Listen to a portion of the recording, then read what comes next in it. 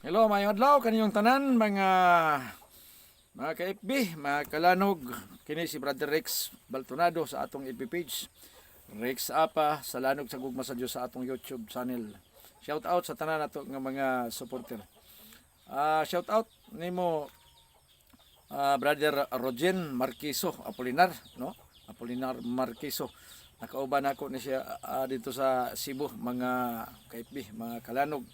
Ako ni nakauban dito sa ka-missionary. Nalipay ko siya kay grabe niyang pagbaid. So, niini nga atong video, atong hisgutan sa Makadjot ang problema sa ubang mga tao. Pero para unta nako, dili unta ni dakong problema. Kaya nga naman, dili magud nato obligasyon nga maluwas ra gid ta kung nakahibaw tag unsang adlaw namatay si Kristo, unsang adlaw nabuhi siya. So, dili mo gud basihan sa kaluwasan. Okay ni siya, usa lang sa mga impormasyon, pero dunay mga luntugi nga naman tungod kay dili magkasinamtanay. Karon dunay nagsulti labi na sa mga kagalaan nga mga iglesia sa Dios nga kuno ang pagkamatay ni Kristo Miyerkules kuno kay usa ka tulog adlaw og tulog ka gabi iman nya kay 24 hours man kuno. Unya imong blansihon na mga ka-FB, mga kalanog, ang Miyerkules kung namatay kay namang oras sa Biblia alas 3 man gyud. So alas 3 imong iphon gikan sa Miyerkules, pagka Huwebes alas 3 isa, nya pagka Biyernes alas 3 duha, pagka alas 3 sa Sabado tulo, wa gyud kaabot og Domingo. Nya karon sa Biblia kay Domingo man gyud ang gimension nga nabanhaw siya. Kung diha ra sa alas 3 sa hapon, Sabado dili kay Domingo.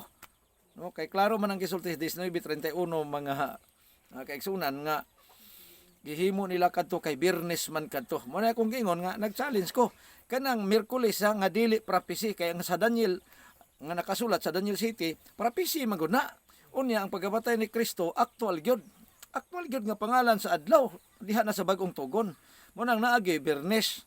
Unya ang sunod sa Biyernes balaan man kaayo. Wa may laing sunod sa Biyernes, Sabado. Mo nang sa adlaw ipapawlay diha sa lubnganan. Mo nang ato pong magigsunan nangugat po sila nga tingsimba ko no, Domingo kay si Kristo nabuhi na. Nabuhi na ko ng Dios. Meaning to say, ang Dios di ay sa ilang pagsabot namatay gyud. Mao na nga dinha ang kamatayon ni Kristo nga giingon lag Miyerkules kuno wa pang gipoy nakaprove. Ang ilan na lang sige og question nila nganong Biyernes kuno nya Domingo wa kuno kaabot. Pero sa proseso nga kang Kristo dili kang hunas kay ingon ang Mateo 12:40 kang hunas manggod ilang basihan kay sama kuno kang hunas. Ang Dios ug ang tao dili gyud sama 55:9. Dili man nagparehas. Na karon kung proseso nimo 24 oras dili gyud mohaom. Pero niya ay proseso mga higalaan nga si Kristo gyud mismo nagsulti. Wala nga blansiha lang niyo kamo na lay blansi, no? Nasa 11:9 sa Juan, mao ni ang pagblansi ni Kristo. Hinaut ko nga imo ning maapsan, masabtan nimo imo ning blansyon aron na kay homework. Bye-bye, God bless.